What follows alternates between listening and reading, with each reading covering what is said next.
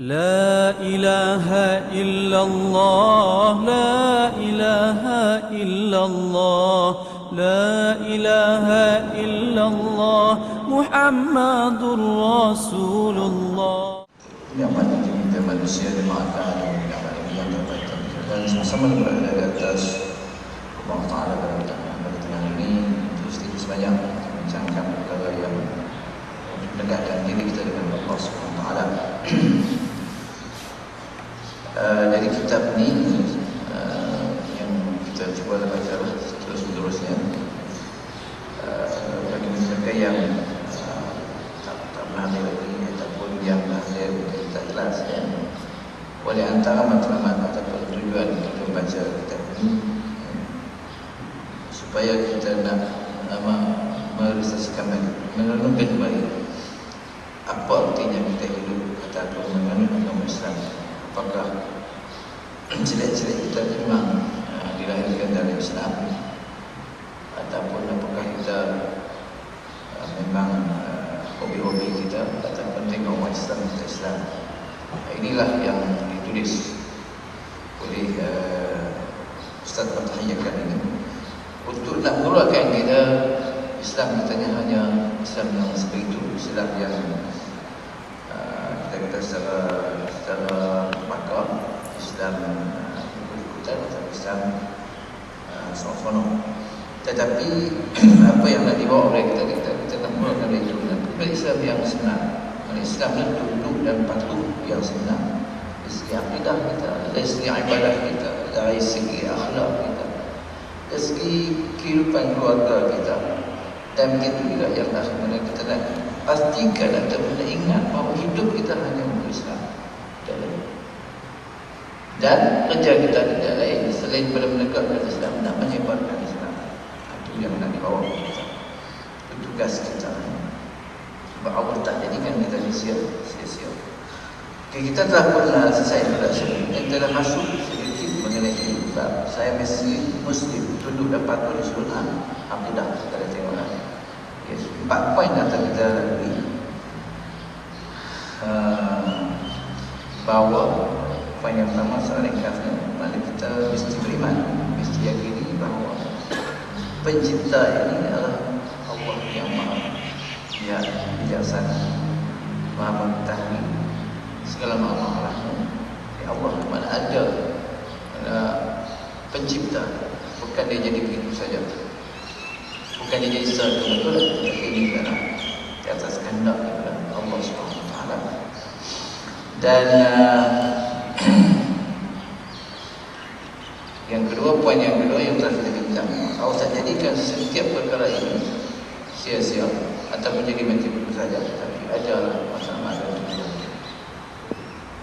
Dalam bab ini yang selalu kita fikirkan tentang benar-benar yang kejadian pokok dan sebagainya, tapi apa yang nak difokuskan oleh Fatahiyahkan tentang kejadian kita sendiri.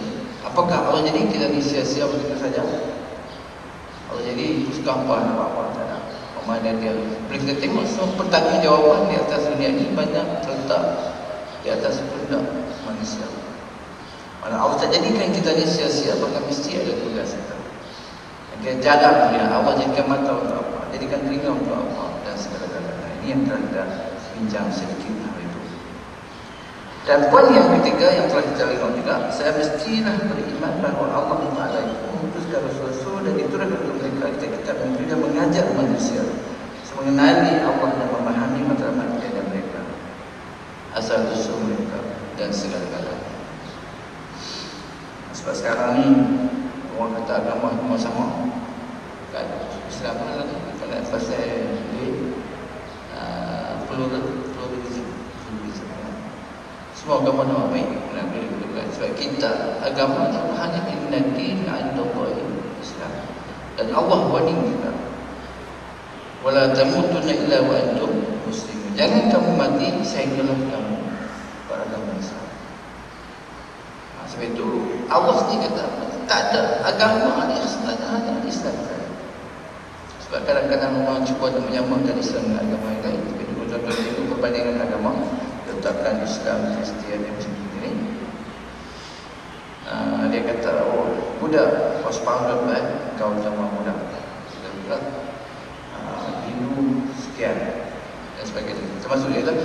Islam was founded by Muhammad. Nah, satu perkeliruan tak berlaku di situ. Sebab Nabi Muhammad dia bukan mencipta, dia hanya Rasul. Islam tu hak Allah. Ini dia punya kadang-kadang daripada ikut sampai macam tu.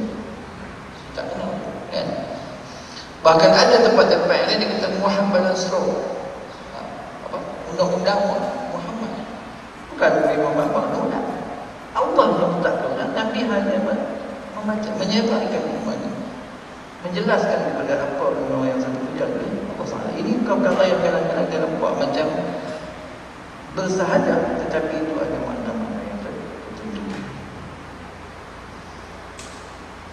Ibarat ni biasa nak bawa kita, bahkan bersiang malam memikirkan bagaimana nak melemahkan Islam. Saya kira yang terasal dan sekarang daripada yang isu sehari ni yang hebat, Islam itu teroris. Ya, maksudnya sebut kita Islam adalah penganas, sebecap dalam kepala. Maka apabila sebut teroris, kita senang buat adalah bahawa Islam belum. Memang berjaya mereka dalam fakta perkara ini. Sekarang ni heboh pasal Osama bin Laden. Dia pun macam-macam isu, kan? Sungguh gadak. Wujud pun tak tahu lagi, kan? Apakah itu berlaku semua ataupun tidak, dan sebagainya. Tapi mungkin tuan-tuan tengok, mungkin ada benda yang nak dilakukan lepas pada ini. Walaupun sekarang kerajaan Malaysia telah bersedia terbuat ada orang mati kalau 20 macam, kan? Tak tahu lagi. Tetapi kita nampak apa yang berlaku. Sekarang dah ada dah. Pasal apa yang mencacat mereka yang membuat? Pasal Pakistan tak jumpa, kan? Dulu tepi itu pula, kan? Mana mungkin ada satu pakatan tertentu penyembunyi, kata kau rosak je, kata tak tahu. Jumpa ini. Saya ada rasa ada fikiran ringkas saja ke mana. Daripada diskredit Pakistan, dia nak tulis sebab biarkan dia buat misal. Kau tak tahu, kan? Nuklear power sebab dia nak mendukung Pakistan asal. Allah, ini pandangan cerdik saya. Wait and see. Ini rencana-rencana barat. Okey, tapi itulah mana Islam.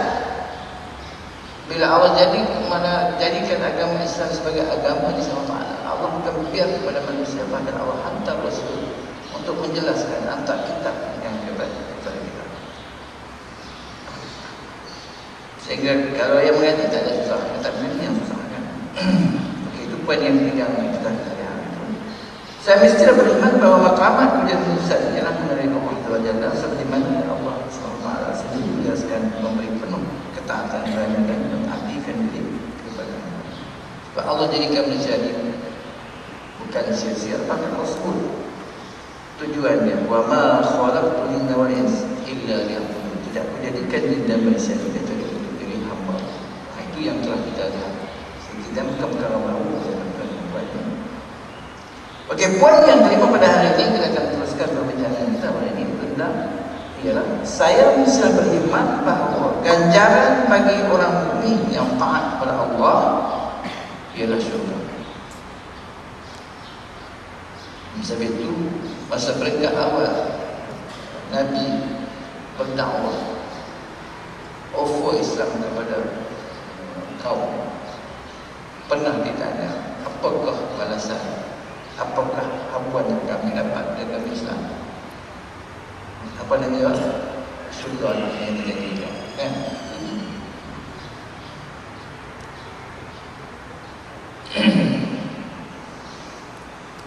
Dan syurga juga bukan kita boleh yang dicerita dalam Quran, gambaran-gambaran syurga itu di bawahnya berlari air sungai dan mengalir di bawahnya. Jadi contohnya di Malaysia, hampak tak suka ada sungai biasa. Apa maksudnya apa sungai berapa? Ayat ini hujan tak boleh, macam tak ada nilai. Tetapi tuan-tuan ingatlah, Quran ini diturunkan di Jazirah Arab, di tempat